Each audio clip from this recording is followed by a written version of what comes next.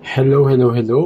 Magandang araw! Welcome to my channel. Ako nga pala si Mystico Moreno, or in short, Mismo. At dito sa aking channel, we will manifest love and light sa inyong Tagalog love reading.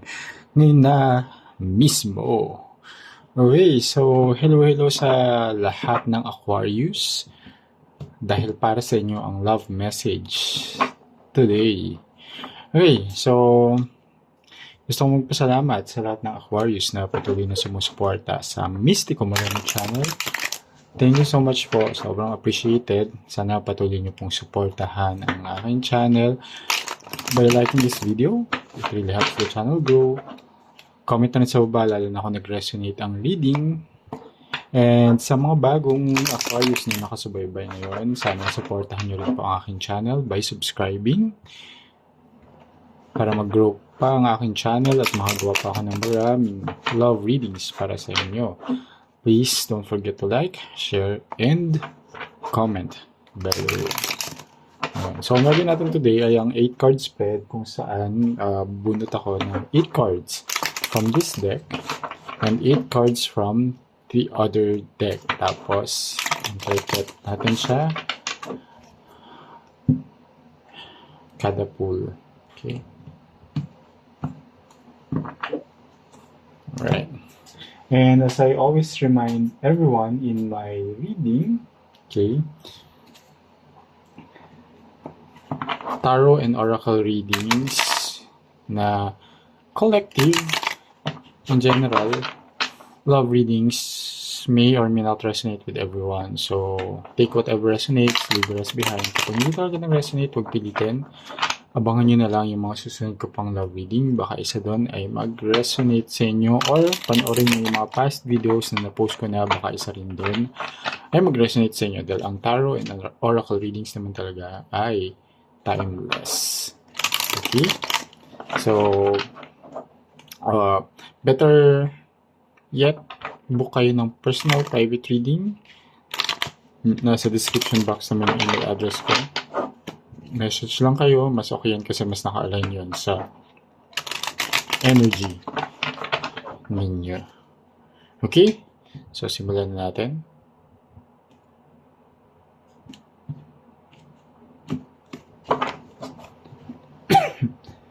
Alright. So, tingnan natin ano yung masasagap kong energy for Aquarius. I'll get the 5th card. I'll May pa rin ngayon. Ano ba ang reading ninyo ngayong second half of May? Okay. 4 of Pentacles. And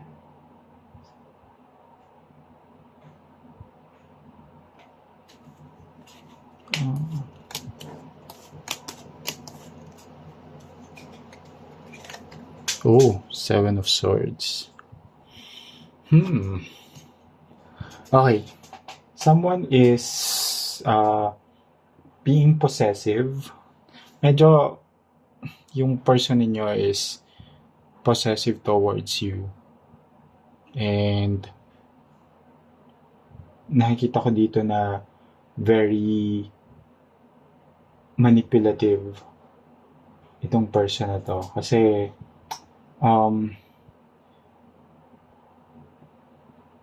possessive siya, pero pag siya, parang ang dami niyang mga deception na ginagawa sa'yo, even cheated on you several times. Okay? Pero siya mismo, pag ikaw na walang ginagawa na any cheating, kapag may umaaligid sa'yo, regardless kung guy or girl ka, ayan, or same gender relationship to. Napaka possessive niya, daming mga sinasabi, ang bilis magselos, kahit wala naman talaga nangyari, pero in fact, pinoproject niya kasi yung sarili niya. Alam niya kasi na siya, ginagawa niya yun. Dahil, yun nga, meron siyang energy of being a deceptive person, a manipulative person, a cheater. Ayun. Tapos, Pero towards you, napaka possessive, napaka um, seloso. Ayan. Hi. Okay. Okay. With the Page of Swords here. And okay. Okay, Page of Swords and the Sun. I think sinasabi dito na you have there's a lot of immaturity sa relationship at the moment when it comes to what makes both of you happy. Hindi nyo pa alam din talaga kung anong gusto nyo sa relasyon at anong definition ninyo ng happy relationship. Okay? And there's parang hindi nyo pa siguro din ganun ka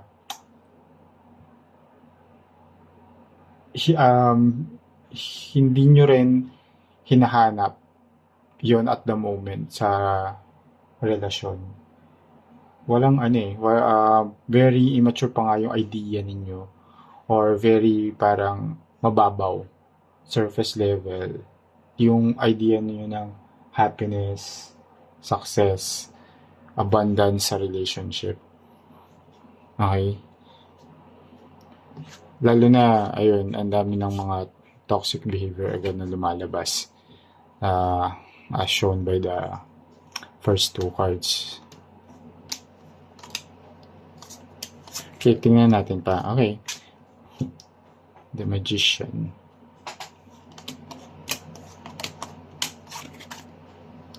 Okay. And Page of Swords. Okay, but you have, actually, you have the tools to achieve yung maturity na yun sa relationship. With the Page of Swords here, coming up with the Magician. Okay, Page of Swords, diba? So, same lang, diba? Page of Swords, and yan. So, that immaturity, okay, can actually turn into something mature with the tools that you currently have, traits, values, experiences in the past, and alam mo na naman din na parang yung gusto mo rin mag-grow and gusto mo rin malaman ano yung totoong happiness and success and abundance sa isang relationship. And nakikita mo ito ngayon kasi nakikita mo yung hindi mo gusto sa isang relasyon. And alam mo rin naman na hindi ka talaga masaya din dun sa person na kasama mo ngayon or who's you're currently in a relationship with. Kasi nga, yun, as mentioned nga, bukod sa manipulative na, bukod sa cheater na, okay, possessive at seloso pa. Okay? Pero ikaw, you really have the capability to turn it around for the better. And alam mo kung ano na yung kailangan mong gawin. Okay? So, tatanungin na lang kita, would you stay or would you go? Would you leave? Or would you continue? Diba? So, kasi here with the Page of Swords pa, it's also a card of curiosity. Curious ka rin naman talaga kung ano talaga ang totoong definition ng isang masaya at long-lasting na relasyon. Alright? And magagawa mo lang yon if you will leave a toxic relationship. Okay, see? Four of Swords lumabas. The universe says it's time to rest. Take a pause. Reflect. Okay? See? Kasi hindi ka na talaga masaya. You need to take a rest. There's so much regret on your end na bakit. Nakikita ko dito, parang inisip mo, bakit pa ako nakapagrelasyon dito? Dito lang din pala yung kakahinatnan, dito lang din pala yung makukuha ko. Five of Coins is a card of loss. And poverty in a sense na, lalo na when it comes to love, sobrang lacking yung love and affection from your person, that you feel left in the cold right now. Okay? And kita ko rin dito na aware ka naman sa mga cheating incidents niya, pero di ba, masyadong laging parang ang nakikita ko dito, you put this person on a pedestal na sige, bigyan mo pa ng chance, ganyan, pag humingi ng sorry, sige, patawarin. Pero, di ba, dapat ang sorry, once na nabitawan mo na siya over something ng pagkakamali, hindi mo na uulitin yung pagkakamali yun. Kung sincere ka talaga. Okay? Pero kung paulit-ulit na, ano yun, ikaw rin makakasagot nun. Pero, Four of Swords here is telling you to take a rest. Okay, it's time for you to recover, heal. Okay, allow your heart to heal properly. Okay, kasi sobrang sad na. Okay, sobrang hirap na hirap ka na rin sa sitwasyon. Hirap na yung utak mo, yung puso mo, even yung katawan mo. Okay, and you know it's time to pause or even stop and tignan mo kung ano yung mga dapat mong gawin. Alright, kasi something is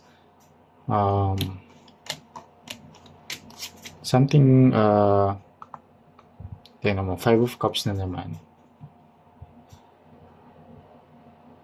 Kasi Eight of Wands is a card of progress here. Pero something, mas magpo-progress pa siya into more pain, more hurt, more regret. Kasi yan, with the Five of Cups attached to the Eight of Wands here, na sinasabi mas magpo-progress pa at magtutuloy pa at a faster rate yung feeling of loss, sadness, or grief and regret na nararamdaman mo kapag nagstay ka palalo dyan. Okay? So, ayan, again, I'm just reading the energy of the cards, so whatever is revealed, ni-interpret ko siya. I don't manipulate my reading and i-adjust siya para sa kagustuhan ng ninyo. This is what it is. Again, kaya sinasabi ko, if it's not resonating, just leave it behind. But if it is, it's giving awareness na and some, na kailangan nyo. See, another 5. Okay.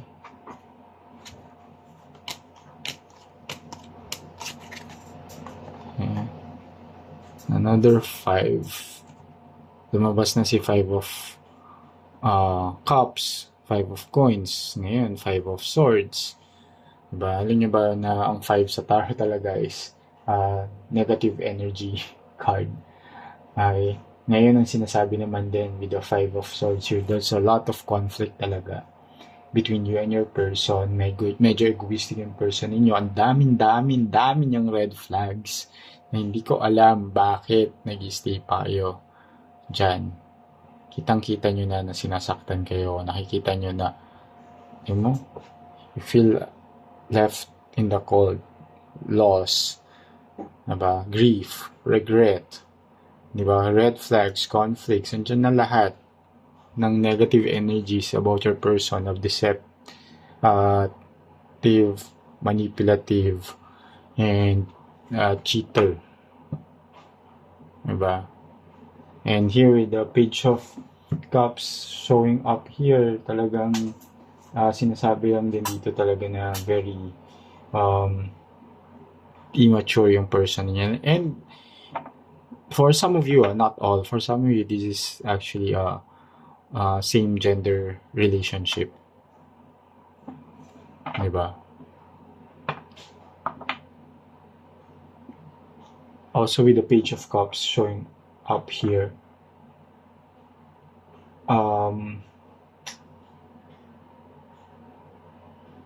masyado kayong naive din kasi. Alright, sa situation.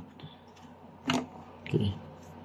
And ginagamit din nung person ninyo yung pagiging naive ninyo to even manipulate you further.